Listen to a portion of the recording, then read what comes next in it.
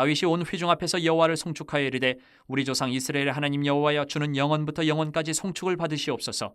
여호와여 위대하심과 권능과 영광과 승리와 위엄이 다 주께 속하였사오니 천지에 있는 것이 다 주의 것이로소이다. 여호와여 주권도 주께 속하였사오니 주는 높으사 만물의 머리이심이니이다. 부와 귀가 주께로 말미암고 또 주는 만물의 주제가 되사 손에 권세와 능력이 있사오니 모든 사람을 크게 하심과 강하게 하심이 주의 손에 있나이다. 우리 하나님이여 이제 우리가 주께 감사하오며 주의 영화로운 이름을 찬양하나이다. 나와 내 백성이 무엇이기에 이처럼 즐거운 마음으로 드릴 힘이 있었나이까. 모든 것이 주께로 말미암았사오니 우리가 주의 손에서 받은 것으로 주께 드렸을 뿐이니이다. 우리는 우리 조상들과 같이 주님 앞에서 이방 나그네와 거류민들이라. 세상에 있는 날이 그림자 같아서 희망이 없나이다. 우리 하나님 여호와여 우리가 주의 거룩한 이름을 위하여 성전을 건축하려고 미리 저축한 이 모든 물건이 다 주의 손에서 왔사오니 다 주의 것이니이다. 나의 하나님이여 주께서 마음을 감찰하시고 정직을 기뻐하시는 줄을 내가 아나이다. 내가 정직한 마음으로 이 모든 것을 즐거이 드렸사오며 이제 내가 또 여기 있는 주의 백성이 주께 자원하여 드리는 것을 보오니 심히 기쁘도소이다. 우리 조상들 아브라함과 이삭과 이스라엘의 하나님 여호와여 주께서 이것을 주의 백성의 심중에 영원히 두어 생각하게 하시고 그 마음을 준비하여 주께로 돌아오게 하시오며 또 내 아들 솔로몬에게 정성된 마음을 주사 주의 계명과 권면과 율례를 지켜 이 모든 일을 행하게 하시고 내가 위하여 준비한 것으로 성전을 건축하게 하옵소서 하였더라. 오늘의 소위 성공한 사람들이 계속해서 그 성공한 자리에 있지 못하고 말년에 나락으로 떨어지는 경우들을 종종 우리가 보게 되는데 그 이유는 우리는 이렇게 말합니다. 대부분이 그런 분들은 초심을 잃었기 때문이다. 이렇게 표현을 합니다. 초심을 잃었기 때문에. 우리가 교만의 덫에 빠지지 않고 신앙의 초심을 유지하기 위해서 그러면 그리스도인인 우리는 무엇을 잊지 말아야 할까? 우리는 그것을 꼭 기억해야 됩니다. 우리 신앙을 지키기 위해서. 오늘 본문에서 다윗과 이스라엘 백성들이 이 모습을 보면서 그 초심을 유지하기 위해서 잊지 말아야 할 것을 우리가 발견하고 내 것으로 삼기를 바랍니다. 1절부터 9절을 보면 헌물하는 모습이 나오는데 이 모습을 보기 전에 먼저 과거로 거슬러 올라가면 모세 시대의 이스라엘 백성, 출애굽 당시에 광야에서 이스라엘 백성 가운데 놀랍고 감동적인 일이 일어난 적이 있습니다. 그게 어느 때냐면 시내산에서 하나님께서 성막의 설계도를 말씀하시고 성막을 만들라라고 말씀을 하셨을 때 성막을 짓기 위한 재료들을 준비를 해야 돼요. 모아야 돼요. 그런데 백성들이 성막을 짓기 위해서 자신의 것들을 금은 모화를 또 여러 가지 것들을 헌물하는데 너무 많이 바치는 바람에 모세가 이제 더 이상 예물 가져오지 말아라 라고 명령을 내려야 했던 이 진짜 너무 놀랍고 감동적인 모습이 광야에서 일어났던 적이 있어요. 너무 예물이 많이 들어와서 이제 그만, 충분하다. 이처럼 무엇을 바치라고 명령을 하거나 강제하거나 법으로 이렇게 하지 않았지만 이스라엘 백성들이 광야에서 하나님의 성막을 짓기 위해서 그 마음을 모아서 기쁨으로 드렸던 그때의 그 감격적인 모습이 오늘 1절 9절에서 역대기에서 기록한 다윗 시대에 다시 생겼어요. 그 일이 다시 일어난 거예요. 성전을 짓기 위해서 백성들이 드린 예물이 이 모세 때에 성막을 짓기 위해서 이제 그만할 정도의 그 모습이 그대로 다시 나타난 거예요. 다윗 시대에. 자발적으로 이렇게 헌신할 때 여러분 그곳에 진짜 기쁨이 있습니다. 진짜 기쁨. 성전을 사모하는 다윗의 그 열정, 아낌없는 헌신, 그 봉사하는 모범의 모습이 백성들 지도자에게서 그대로 나타난 거예요. 오늘 6절에 보면 어떤 표현이 있냐면 즐거이라는 표현이 있어요. 그리고 5절에는 보면 즉각적으로 했어요. 오늘, 그러니까 미정미정 미루지도 않고 억지로 하지도 않고 오늘 즐거이 하나님 앞에 드리는 모습들이 다윗으로부터 지도자들, 백성들에게 다 나타난 거예요. 오늘 즐거이 드렸다. 다윗이 자신이 모본을 보이면서 백성들과 지도자들에게 권유를 하니까 모두 기뻐하면서 함께 드린 거예요. 강요하거나 이 강요에 못 이겨서 억지로 하면 여러분이 기쁨이 나타날 수가 없는 거예요.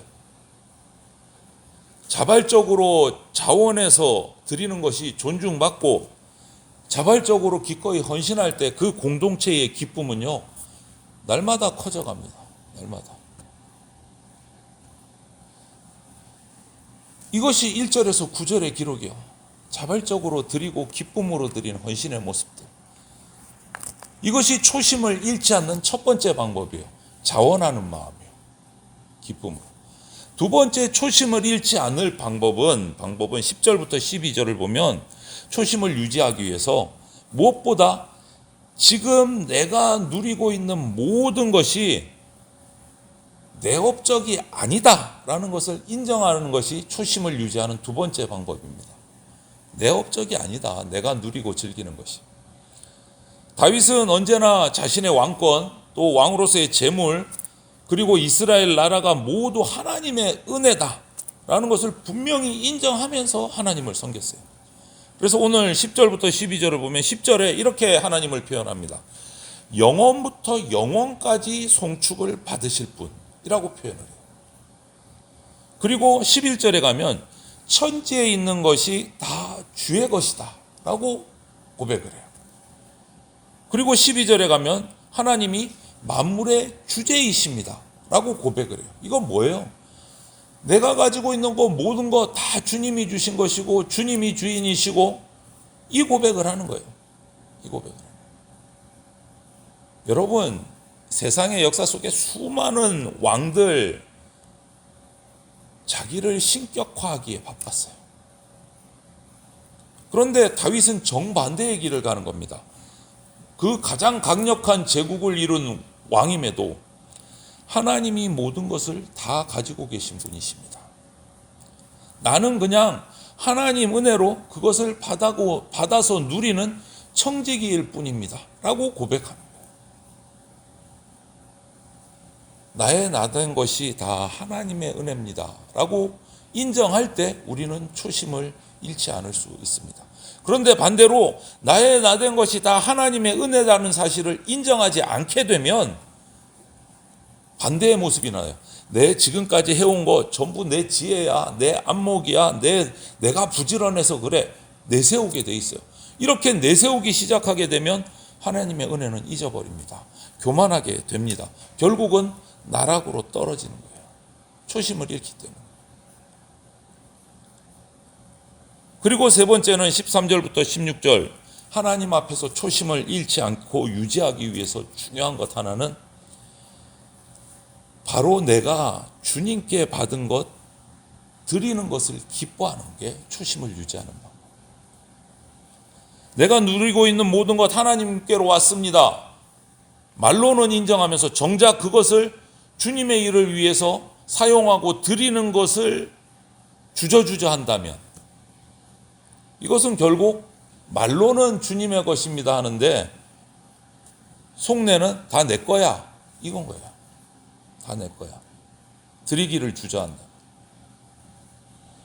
다윗은 주님께 감사하는 마음으로 즐거이 하나님께 드리면서도 이것을 자기 공로로 생각하지를 않았어요. 13절 14절을 보세요. 모든 것이 다 하나님께로 왔으니 그것을 주님께 돌려드릴 뿐입니다. 내 거 바치는 게 아니에요. 주님께서 주셨으니 주님께로 돌려드리는 겁니다. 이렇게 고백을 해요. 이것이 초심을 잃지 않는 마지막 핵심 포인트예요. 주님 것이니까 주님께 돌려드립니다.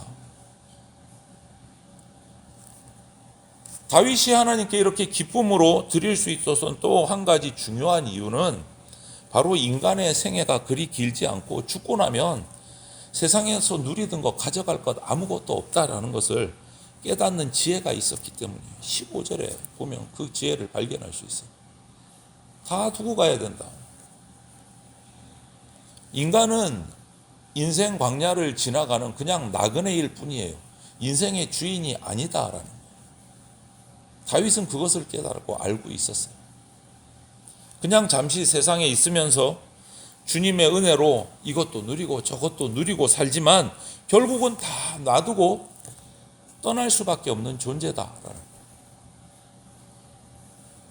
이것을 깊이 깨닫고 인정하게 되면 잠깐 맡아가지고 있던 것들 주님의 일을 위해서 아낌없이 내놓을 수 있는 거예요. 다윗이 그런 모습을 다 보여주는 거예요. 초심을 잃지 않는 모습. 그리고 나서 그 모든 것들을 다 하나님 앞에서 겸손히 행하고 마지막 마침표를 17절부터 19절에서요. 당신의 남은 후손들, 아들, 나라의 백성들에게 기도하는 것으로 마무리를 지어요. 기도하는 것으로. 자기같이 백성들도 주님께 자원하면 드리는 모습을 보면서 기뻐합니다.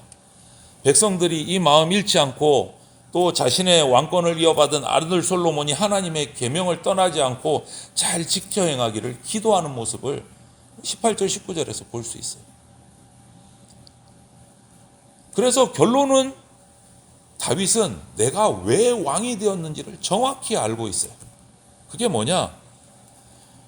백성이 하나님을 기쁨으로 섬길 수 있도록 하고 그들이 소견에 옳은 대로 죄성에 이끌려서 행하지 않도록 하는 것이 자신이 이스라엘의 왕이 된 이유다라는 것을 정확히 알고 있었던 거예요. 그래서 왕위를 떠날 말년에 이렇게 마지막 기도를 하는 거예요.